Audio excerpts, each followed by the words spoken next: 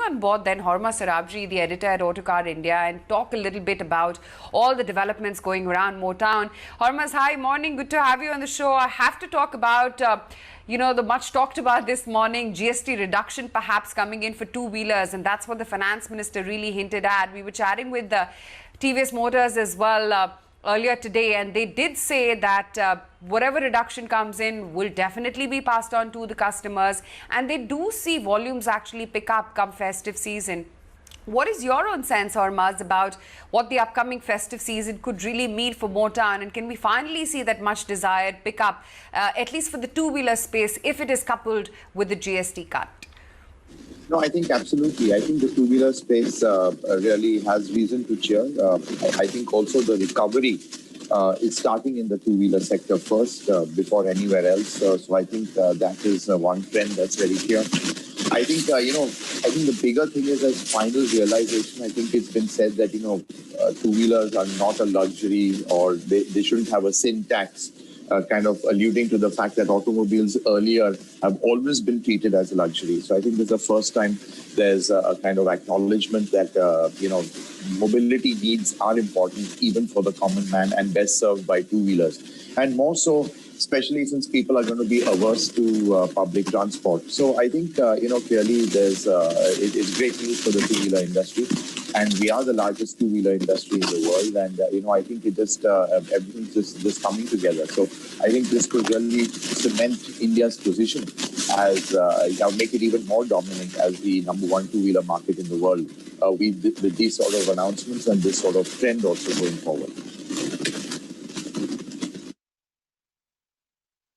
Sundeep Kumar Bafna as well, who's mic'd up right now from Fortpoint Automotive Cars. Sundeep, hi, morning. Good to have you in the show as well. Was just chatting with Hormazd about what the upcoming festive season could look like. What are your own channel checks suggesting in the feelers that you're getting from customers with inquiries coming in? Do you really think the festive season could bring about the much needed cheer to Motown, and could we really see a meaningful pickup in sales, Sundeep?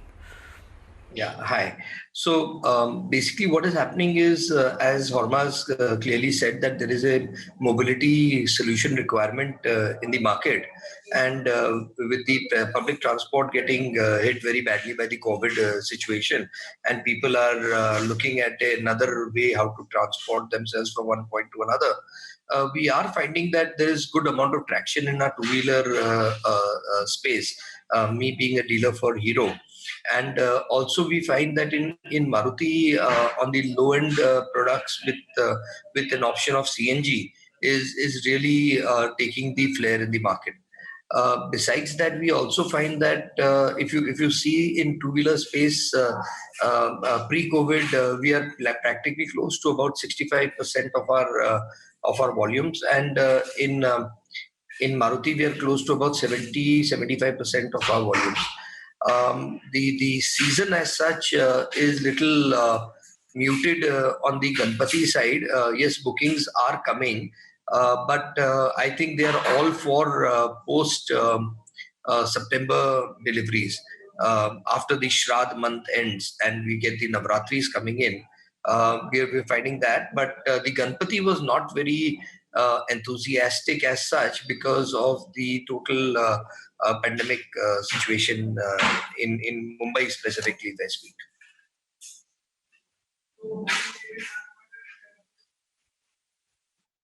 Hormazd, and morning, Sundeep. Gonna come to you, Sundeep, and I just want to understand, I know you spoke about this period and Shraddh, etc., but is there a trend that you're seeing right now in these COVID times that customers are increasingly shifting to the online medium for booking their cars? Does that worry you, or are you also offering, these contactless digital services? So basically, we have something called as in hyperlocal inquiries, where we see that there is a lot of traction happening there, and this medium has actually caught on extremely well. In fact, we had a dry run with Castrol on our how to increase our bookings or increase our inquiries for our workshops also through the digital platforms. and we worked together, and we were surprised that there were about, in that 45 days, we did about uh, uh, 26 million 2.6 million impressions, and after that we got 4,000 inquiries and close to 450 leads, which was like impossible earlier, that a person would go on the digital platform for servicing his vehicle also. So if you see, there's a trend which is happening, and people are shifting towards the digital medium. Our inquiry levels in the digital platform has grown by close to about 80 to 90%. So I think, yes, that is the trend which is happening. People are looking at it, but that notwithstanding the fact that to check the vehicle out and to take a proper test drive, people do walk into our showrooms, but this time it is like this, that the people who are only interested are coming. So our conversion ratios have improved quite a bit. If you understand what I'm trying to say, earlier it was like, okay, while going by, we will just stop by, and might be after 3-4 months I want to buy a product and I'll come and see it with my family. But today, only a person who's interested or who's very keen this month or next month only is walking in, and therefore our conversion ratios are increasing.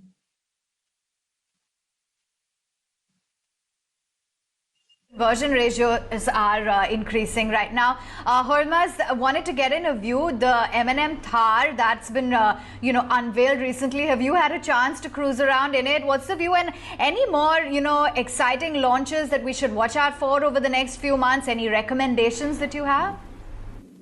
Yeah, well, I think the Thar really, a massive response to it, especially on social media, which exploded. In fact, even we hit a record of getting about 1 million views in one day on our Thar review. So that really is amazing. Few vehicles evoke the kind of emotion that Thar does, purely because of what it stands for. It's got this sense of legacy, history. It's all about the great outdoor. So I don't think it's going to be a huge volume builder for Mahindra. Don't forget, it's a two-door vehicle, so there'll always be a limitation. But I think in terms of imagery, it'll do a lot. And I think Mahindra needs, a kind of a shot in the arm right now, because sales have been very difficult. But they've got new products lined up. They've got the new XUV 500 and the new Scorpio also. Don't forget, Scorpio is really one of the backbones of Mahindra, Scorpio and Bolero. The company banks on these models largely. So I think, the Thar in a way is a good precursor to, what to expect. It really has come out fantastically. I think where Mahindra have really surprised everyone, or me at least, is with this new generation of petrol engines. It's traditionally been a diesel player, but now, it's coming into the petrol space, and they've got it good straight out of the box. So I think, very impressed with the Thar. Again, as I said, one has to remember this is not going to be a product for mass volumes. It's also going to be pricier than the older Thar. So volumes will be limited to a certain extent. But, from a company standpoint, it's great. I think new launches, we've got the Kia Sonet, which, again, they got 6,500 bookings in one day, which is amazing. The Koreans are really, the ones to watch out for. And if anyone can challenge Maruti, it's the Koreans, because between Kia and Hyundai fighting amongst themselves, huge sibling rivalry, they're just going to launch better and better products. And Sonet is something really to look forward to.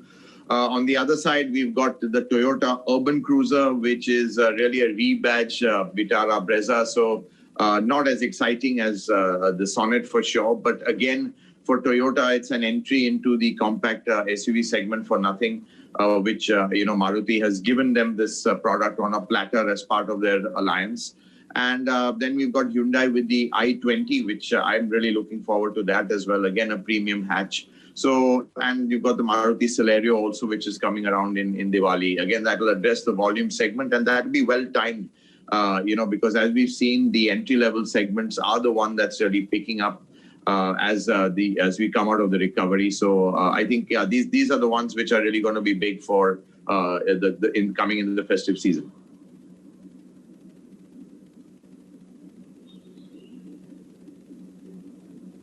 Sandeep, what about the sort of shift to digital online bookings? Is that emerging as big a trend as was anticipated? And on the inventory side as well, any issues that remain on the supply side? Yeah, supplies are a bit of a constraint right now but things are duly catching up. I think production is close to about 75 to 80% of pre-COVID times. So that way, yes. On the other side, we are seeing that the digital platform is catching up quite a bit. In fact, we are also getting bookings on the digital platform, which was phenomenal, which we didn't see it earlier. People would like to come, touch, feel the product, but nowadays digital platforms on that front is happening. Another thing which we are seeing now is on the digital platform financing of vehicles happening. So basically, a customer has to just load his ITRs and things like that, and immediately he gets his approval within maximum half an hour to an hour. So those things are really improving. Things are moving in that direction, which is really good.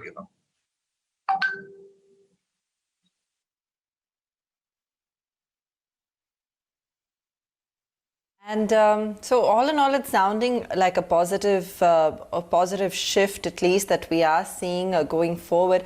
Hormazd, we're counting down to festive season. So in light of, the fact that we're hearing about possibly a reduction on GST, already a pickup, the rural part of it, of course, has already seen a pickup. Now we're looking at the urban market and all these launches you talked about. So where are we, according to you, in terms of a recovery or really being back at pre-COVID levels? So, I think we need to be realistic. We are far away from COVID levels right now. I think what is driving the market are new launches as yet. So I think, that is going to take some time. I think one has to really be realistic, scale down expectations because clearly we are still about 50% off. And I don't see that we clawing that back in the next couple of months for sure. So in that sense, it will still be a subdued, festive season. But I think, just having a month-on-month improvement is what we can hope for, and hope that it's as steep as possible. Because clearly, I think, just the whole economy has been devastated, as we know, just globally. And I think people are going to be quite prudent when it comes to spending. So again, if they spend, they'll probably even downscale their spend. So I think, people looking at SUV might come down to smaller SUVs, and SUVs might come down to hatchbacks. That's why, the action is going to be at the lower end of the markets, which is best served by companies like Maruti. And we've even seen Tata Motors, actually. Tata Motors, to me, has been a great surprise because they've really improved. If you see their growth, it's been pretty impressive. And they've just done a few things right by, sorting their things out with the dealers in terms of commissions, in terms of, stock, all that sort of stuff. They've even rationalized pricing. And you've got cars like the Nexon Harrier and Altroz doing much better now, which they should have been doing. So, we have got these few surprises. And, going forward, that gives a fair bit of hope. But I think being realistic, I think getting back to pre-COVID levels is going to be a long, long way off still.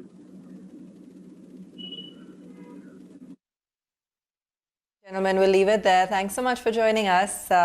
And good to also get a sense of some of the trends that perhaps will play out over this festive season.